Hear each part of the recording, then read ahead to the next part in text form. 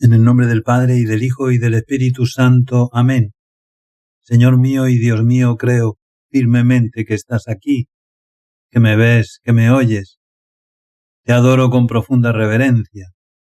Te pido perdón de mis pecados y gracia para hacer con fruto este rato de oración.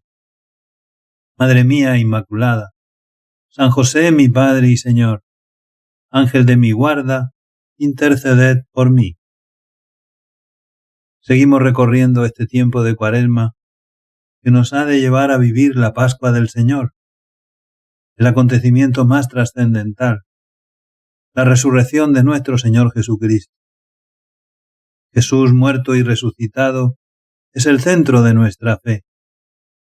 La esperanza cristiana consiste precisamente en esto. Ante la muerte, donde parece que todo se acaba, se recibe la certeza de que gracias a Cristo, a su gracia, que nos ha sido comunicada en el bautismo, la vida no termina, sino que se transforma para siempre. En el bautismo, sepultados con Cristo, recibimos en Él resucitado el don de una vida nueva, que derriba el muro de la muerte, haciendo de ella un pasaje hacia la eternidad. En este año jubilar 2025 no se nos puede pasar una conmemoración significativa que nos ha recordado el Papa Francisco cuando convocó este año santo. Y es que durante este jubileo se va a conmemorar un aniversario muy significativo. Se cumplen en efecto 1700 años de la celebración del primer gran concilio ecuménico de Nicea. Concilio que tuvo la tarea de preservar la unidad, seriamente amenazada por la negación de la plena divinidad de Jesucristo y de su misma naturaleza con el Padre. Estuvieron presentes alrededor de 300 obispos que se reunieron en el Palacio Imperial el 20 de mayo del año 325. Después de diversos debates, todos ellos movidos por el Espíritu Santo, se identificaron en el símbolo de la fe que todavía aún hoy profesamos en la celebración eucarística dominical. Los padres conciliares quisieron comenzar ese símbolo utilizando por primera vez la expresión creemos, como testimonio de que en ese nosotros todas las iglesias se reconocían en comunión y todos los cristianos profesaban la misma fe. El concilio de Nicea marcó un hito en la historia de la Iglesia. La conmemoración de esa fecha invita a los cristianos a unirse en la alabanza y el agradecimiento a la Santísima Trinidad y en particular a Jesucristo, el Hijo de Dios, de la misma naturaleza que el Padre, que nos ha revelado semejante misterio de amor. Pero Nicea también representa una invitación a todas las iglesias y comunidades eclesiales a seguir avanzando en el camino hacia la unidad. Y es que en ese concilio se trató de la fecha de la Pascua. Todavía hoy existen diferentes posturas que impiden celebrar el mismo día el acontecimiento fundamental de la fe. Pero mira, por una circunstancia providencial, esa coincidencia tendrá lugar precisamente en este año 2025. Que este acontecimiento, dice el Papa Francisco, sea una llamada para todos los cristianos de Oriente y de Occidente a realizar un paso decisivo hacia la unidad en torno a una fecha común para la Pascua. Nos preparamos durante esta Cuaresma para celebrar esa Pascua. Y entre otras formas, nos preparamos escuchando y meditando la palabra de Dios y las reflexiones de los padres de la Iglesia, tanto en la celebración de la Eucaristía como en la liturgia de las horas o en la meditación personal tras una lectura espiritual. El mismo Jesús, en sus ejemplos o parábolas, también en sus obras cara a su pasión, hace referencia a toda la historia de la salvación, cuyo punto culminante es precisamente su Pascua, su victoria sobre el pecado y la muerte, su vuelta al Padre para prepararnos un lugar. Y Jesús hace referencia a los antiguos, a los patriarcas, a los profetas. Hace pocos días escuchábamos esa parábola del rico Epulón y el pobre Lázaro. Y ahí sale Abraham, en un diálogo sorprendente entre él y el hombre que sufría un castigo por su falta de amor, por su falta de compasión. Y luego no una parábola, sino cuando Jesús sube al monte Tabor en compañía de 3 de sus discípulos. Junto a él se hacen presentes Moisés y Elías, otros 2 personajes importantes de la historia sagrada.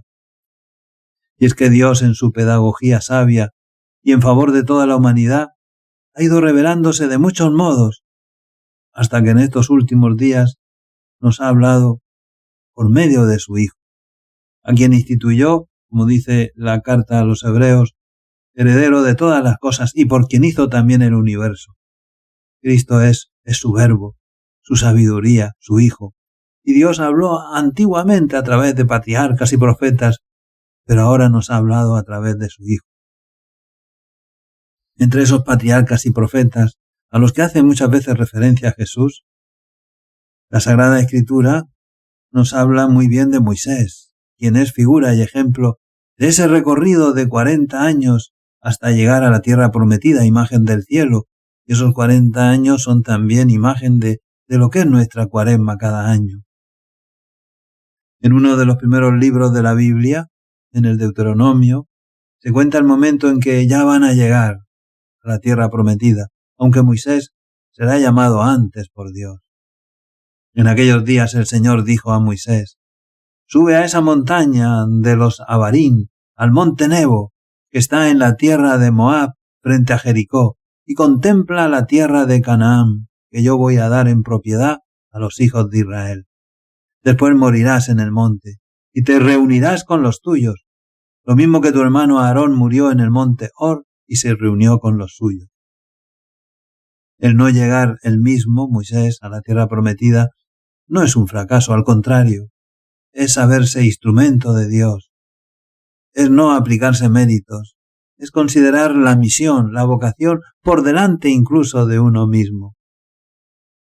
A la vez estas palabras de Dios nos llenan de alegría al comprobar que en la otra vida hay una continuación con esta, porque se habla, te vas a reunir con los tuyos, lo humano y lo divino entrelazados.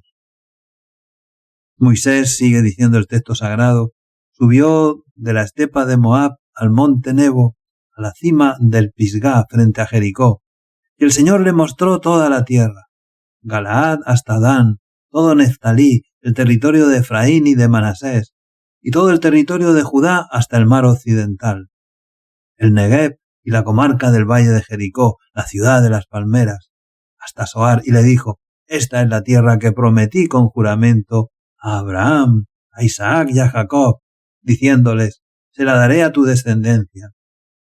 Te la he hecho ver con tus propios ojos, pero no entrarás en ella. Y allí murió Moisés, siervo del Señor, en el territorio de Moab, como había dispuesto el Señor. Lo enterraron en el valle de Moab, frente a Bet Peor, y hasta el día de hoy nadie ha conocido el lugar de su tumba. Moisés murió a la edad de 120 años. No había perdido vista, ni había decaído su vigor.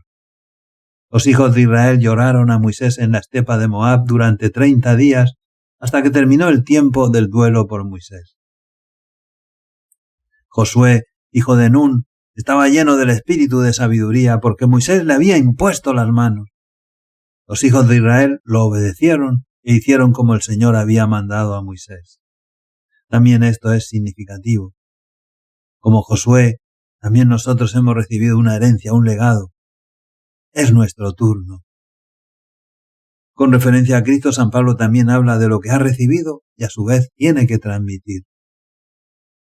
No surgió en Israel otro profeta como Moisés, con quien el Señor trataba cara a cara, ni semejante a él en los signos y prodigios que el Señor le envió a hacer en Egipto contra el faraón, su corte y su país, ni en la mano poderosa en los terribles portentos que obró Moisés en presencia de todo Israel. Dios trataba cara a cara con Moisés en la tienda del encuentro, y el Señor nos aseguró que está con nosotros, que le busquemos, que le llamemos, que le tratemos también en nuestros ratos de oración, en la Eucaristía. Ahora, desde que Jesús ascendió a los cielos, también todo el mensaje evangélico nos llega fácil y asequible, gracias a los hombres de Dios, los apóstoles en primer lugar y sus sucesores en el magisterio de la Iglesia, los padres antiguos que destacan por su santidad, los doctores y escritores eclesiásticos, los buenos teólogos, los místicos, los mártires, también presentes en nuestros días, en cuanto que van contracorriente, los que han recibido gracias especiales. Aprovechemos esta Cuaresma para que a través de la lectura espiritual vayamos llenándonos de Dios, llenándonos de esperanza, caminando hacia esa meta que no es otra sino la santidad, el cielo prometido. Te doy gracias, Dios mío, por los buenos propósitos, afectos e inspiraciones que me has comunicado en esta meditación. Te pido ayuda para ponerlos por obra. Madre mía Inmaculada, San José, mi Padre y Señor, Ángel de mi guarda, interceded por mí.